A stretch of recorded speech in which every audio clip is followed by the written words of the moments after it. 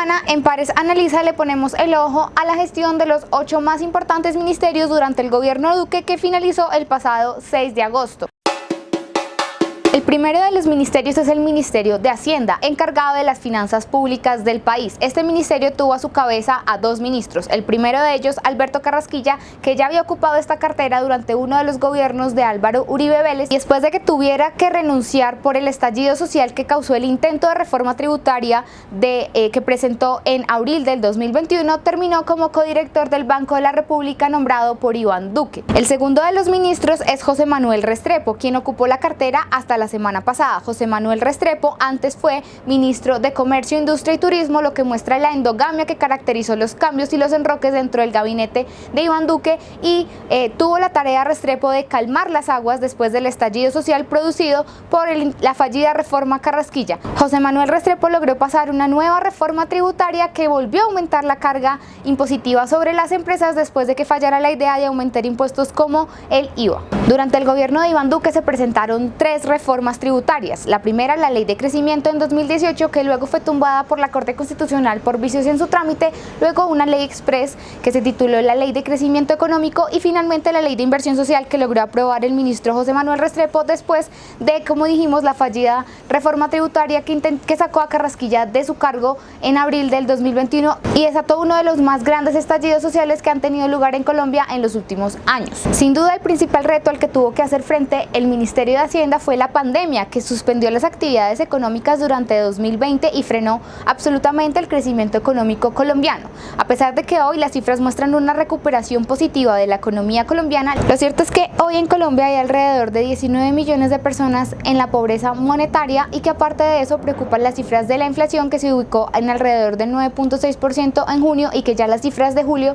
auguran un crecimiento de alrededor del 1%. Además, aunque ha habido una recuperación en el empleo, este se sigue manteniendo en 2 dígitos y sigue afectando principalmente a las mujeres y a los jóvenes. De cara al nuevo gobierno preocupa especialmente el déficit fiscal, pues es especialmente alto, y como Colombia perdió el grado de inversión, va a ser mucho más difícil para el país endeudarse hacia el futuro. El segundo de los ministerios que evaluamos desde Pares es el Ministerio de Defensa, sin duda el ministerio más escandaloso durante estos 4 años. Por la cartera del Ministerio de Defensa pasaron 3 ministros. El primero de ellos, Guillermo Botero, que venía del sector comercial siendo presidente de FENALCO y que tuvo que renunciar después de que el senador Roy Barreras, en el segundo debate de moción de censura que se llevó a cabo contra Botero, denunciara que en uno de los operativos que llevó a cabo el ejército en Caquetá murieron 8 niños. El segundo ministro en ocupar la cartera fue Carlos Holmes Trujillo, quien venía de ser el canciller. Carlos Holmes Trujillo sin duda fue uno de los políticos con mayor trayectoria que ocupó un cargo en el gabinete de Iván Duque. Holmes también tuvo que enfrentar una moción de censura por los excesos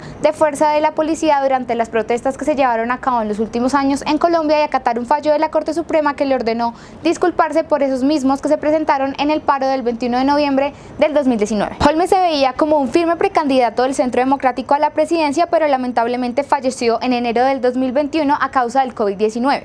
Después de la muerte de Holmes entró a la cartera Diego Molano, que venía de ser director del DAPRE en febrero del 2021. Sin duda Molano fue el ministro más polémico, pues tuvo que hacer frente a 3 mociones de censura por los diferentes escándalos que involucraron especialmente al ejército colombiano, y por sus propias declaraciones en las que incluso dijo que los niños reclutados forzadamente eran máquinas de guerra de grupos como las disidencias de las FARC. Sin duda el hecho más grave que enfrentó Diego Molano siendo ministro de Defensa fue el operativo que llevó a cabo el ejército colombiano en la vereda Alto Remanso de Puerto Leguízamo, Putumayo, el 28 de marzo del 2022. Según el ministro, este operativo se llevó en contra de disidentes de las FARC y narcococaleros, pero lo cierto es que la comunidad denunció que allí habían civiles y que habían muerto, entre otros, un gobernador indígena, el presidente de la Junta de Acción Comunal, su esposa y un menor de 16 años. Gracias a las investigaciones de periodistas de los medios del Espectador, Vorágine y Cambio, se pudo conocer una nueva versión de los hechos que, aun cuando parecen una masacre, siguen siendo defendidos por el ministro y sus hombres. El siguiente ministerio es el Ministerio de Salud, sin duda el más importante para hacerle frente a la pandemia que llegó en Colombia en 2020 pero que arrancó en 2019 en China. Al frente de la cartera de salud estuvieron 2 ministros, el primero Juan Pablo Uribe y el segundo Fernando Ruiz, quien había sido viceministro ya de esa cartera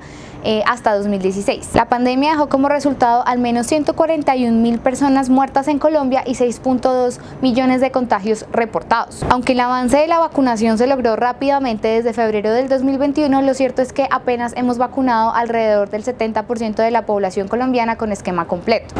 Uno de los principales cuestionamientos que se le hace a este ministerio es el manejo de los recursos de la asignación durante la pandemia, pues se creó un fondo de atención de emergencia y una subcuenta al COVID administrada por la Unidad Nacional de Gestión del Riesgo, que, como hemos denunciado en pares, ha tenido algunos presuntos hechos de corrupción relacionados. Como denunció el Observatorio Fiscal de la Universidad Javeriana, nunca se tuvo claridad sobre cómo se gastó peso a peso la plata asignada en ese fondo de emergencia. También está el Ministerio de Educación, quien tuvo a su cabeza a una sola persona, María Victoria Angulo, que logró quedarse los 4 años dentro del gabinete de Iván Duque. La pandemia significó un grave retroceso para la presencialidad y para la educación de los niños y jóvenes en Colombia. Los efectos de la pérdida de presencialidad ocasionados por las cuarentenas y los confinamientos durante la pandemia significaron un grave retroceso en Colombia que aún no sabemos de cuánto se dimensiona. Especialmente perdieron los niños más pobres, pues no tenían conexión ni equipos desde los cuales pudieran atender sus clases. Fue particularmente escandaloso lo que pasó con centros poblados, pues aunque esto tenía que ver con el Ministerio de las Telecomunicaciones, lo cierto es que terminó afectando a miles de niños del país que no pudieron tener conexión y perdieron buena parte del tiempo en el que podrían haber estado estudiando. Es particularmente preocupante el aumento de la deserción escolar, que pasó en 2019 de estar en el 2.7% a una tasa del 16.4% en 2020. Otro tema importante que tuvo que capotear el Ministerio de Educación fue el de los acosos sexuales dentro de los colegios, particularmente las denuncias que vinieron de colegios de clase alta como el Marymount, en el que se conoció que algunos profesores llevaban años acosando a sus estudiantes y que el colegio y las directivas hicieran nada.